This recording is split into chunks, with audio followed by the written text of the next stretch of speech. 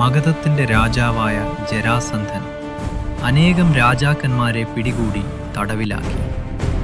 ആനന്ദിച്ചിരുന്നു അവൻ. തൻ്റെ ശക്തിയിൽ അമിതമായ അഭിമാനിയായിരുന്നു. അങ്ങനെ അഹങ്കാരവും കൂടി.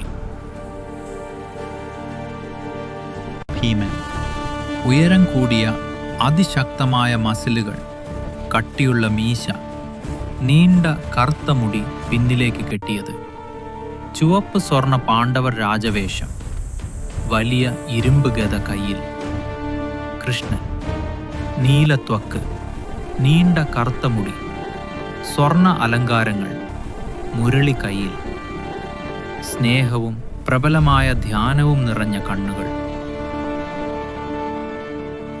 അർജുനൻ മധ്യമ ഉയരം, ശരീരഘടന സുതാര്യമായ മസിലുകൾ.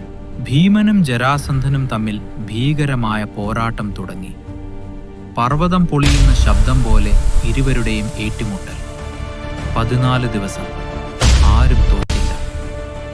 ജരാസന്ധൻ ജനിച്ചത് 2 ഭാഗങ്ങളായ ശരീരമായി. ജര എന്ന സ്ത്രീ ചേർത്തതിനാലാണ് അവൻ ജീവിച്ചത്. കൃഷ്ണൻ ഭീമനോട് രഹസ്യം അറിയിച്ചു. അവനെ 2ആയി കീറി വിപരീത ദിശകളിലേക്ക് എറിഞ്ഞാൽ മാത്രമേ മരിക്കൂ.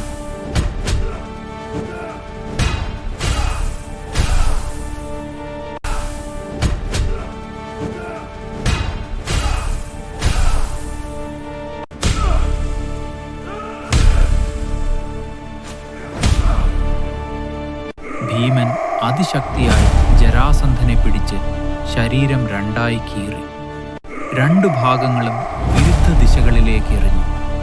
ഇപ്പോൾ അവൻ വീണ്ടും ചേർന്നില്ല. ജരാസന്ധൻ വീണു. കഥയുടെ സന്ദേശം ശക്തിക്ക് തുല്യമായി ബുദ്ധിയും വേണം. അഹങ്കാരത്തിനൊടുവിൽ പരാജയം. ശരിയായ തന്ത്രം വിജയത്തിൻ്റെ രഹസ്യം.